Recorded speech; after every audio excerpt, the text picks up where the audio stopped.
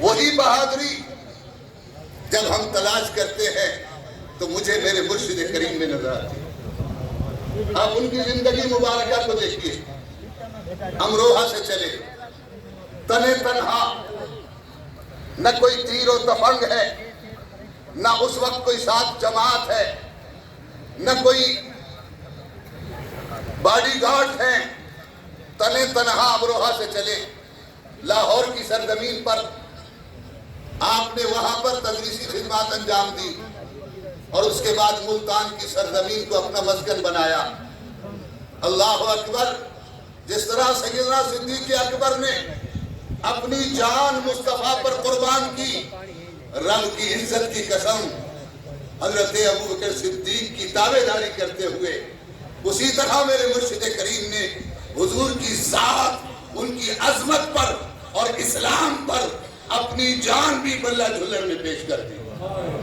جب دشمنوں نے آپ کو زخمی کیا اور آپ کو اپنی طرف سے وہ ختم کر چکے تھے، لیکن سبحان اللہ، آپ مجھے بتائیے وہ دن اور آج کا دن میرے مرشد کریم کا فیض کہیں رکا، کہیں تھما؟ حضور نے اس کے بعد کتنے سال زندگی گزاری، انوار العلوم جیسا تحفہ دیا اور مسلک حق کے لیے اتنے بہادر کہ مناظروں کے لیے دشمنوں کے گھروں میں جا جا کر مناظرے کیے۔ مجھے یاد ہے کانپور کا ایک مولوی جلسوں میں چیلنج دیا کرتا تھا، کوئی بریلوی عالم میرے سامنے آ نہیں سکتا، اسے میرا سامنا کرنے کی طاقت نہیں۔ میرے مرشد کریم خانپور اس کے گھر پہنچ گئے، کیا کہنے اور جب اسے دست لگ گئے اور وہ سامنے آنے کی جرات نہ کر سکا تو دیوبند سے آئے ہوئے ایک مہمان عالم کو سامنے پیش کیا، اور جب اس سے گفتگو ہوئی، چند ہی جملے منطق کے بولے تو اس کو سمجھ آ گئی کہ مجھے کس پہاڑ کے سامنے کھڑا کر دیا گیا، میں سر ٹکرا کے پاش پاش ہو جاؤں گا، اور وہ بھی اپنی شکست دیکھ کر اٹھ کر بھاگ گیا۔ ٹھیڑی سندھ کا یوں سمجھے کہ ثانی دیوبند کہا جاتا ہے۔ میرے مرشد کریم اس زمانے میں آپ وہاں تشریف لے گئے، اور وہ لوگ جنہوں نے میرے مرشد کریم کی اس دعوت و تبلیغ کے میدان عمل میں جد و جہد کو دیکھا ہے، کوئی ایک بتا دے کہ حضور غزالی زماں اپنے ساتھ کوئی باڈی گارڈ رکھا کرتے تھے، کوئی اسلحہ رکھا کرتے تھے؟ نہیں، تنے تنہا میدان عمل میں نکلنا اور دشمن کو للکارنا، یہ سب سے بڑی بہادری ہے، اور یہ صفت میرے مرشد کریم میں تھی۔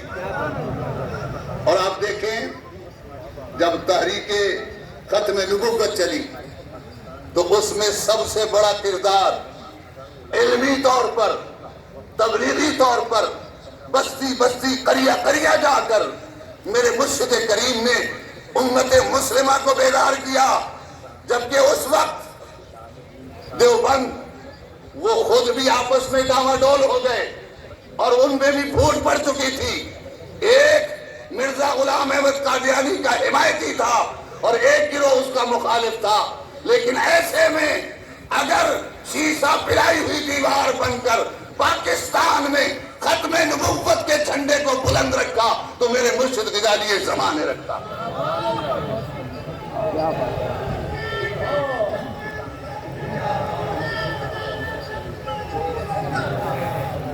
کریڈٹ کوئی اور لے گیا، میرے مرشد نے کریڈٹ کے لیے نہیں کیا تھا، یہ اپنے جد امجد کی خدمت کے لیے کیا تھا، اور وہ کریڈٹ آج یہاں مل رہا ہے۔ یہ جو لاکھوں لوگوں کے دلوں میں حضور غزالی زماں سے محبت ہے اور عقیدت ہے، تو یہ اسی کا ثمر ہے کہ آپ نے بے لوث دین کی خدمت کی ہے۔ حاضرین و سامعین کرام، آگے چلیں۔ پھر تحریک ختم نبوت کے بعد تحریک نظام مصطفیٰ چلی تو ملتان کی گلی گلی گواہی دے گی، پاکستان کا چپا چپا گواہی دے گا کہ جماعت اہل سنت کے پلیٹ فارم سے تحریک نظام مصطفیٰ کے لیے جو جد و جہد حضور غزالی زماں نے فرمائی، سبحان اللہ، وہ بھی اپنی جگہ اپنی مثال ہے۔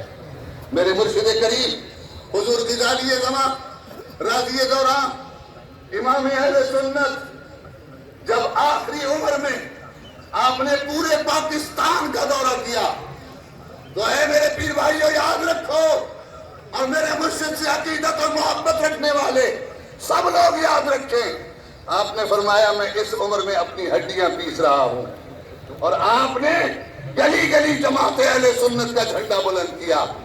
یہی حقیقی جماعت اہل سنت ہے جس کے امیر حضور قبلہ پروفیسر صاحب دامت برکاتہ بلا لیا ہے۔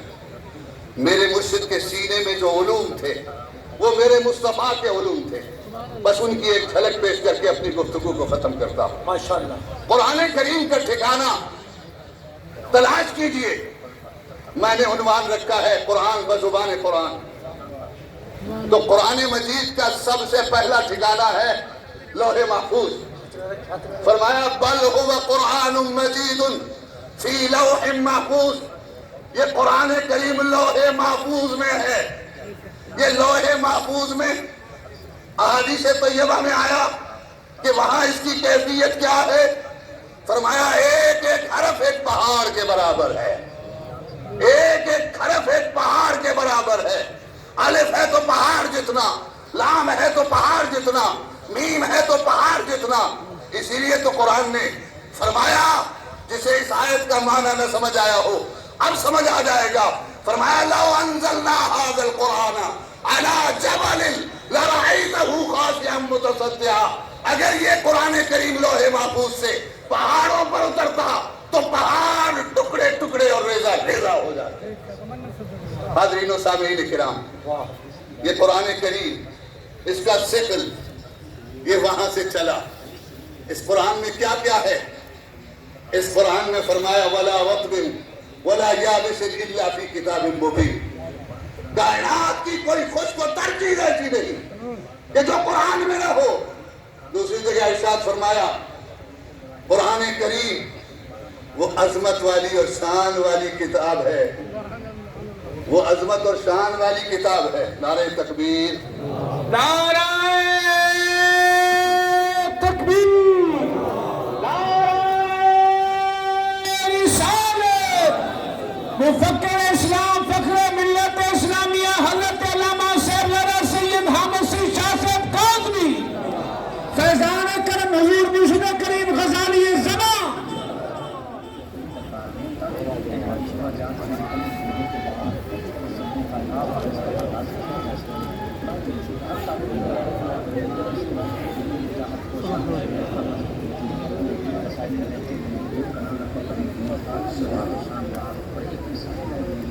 تو اب یہ کر رہا تھا کہ قرآن کریم میں کیا ہے؟ فرمایا وَلَا رَطْبٍ وَلَا يَابِسٍ إِلَّا فِي كِتَابٍ مُبِينٍ،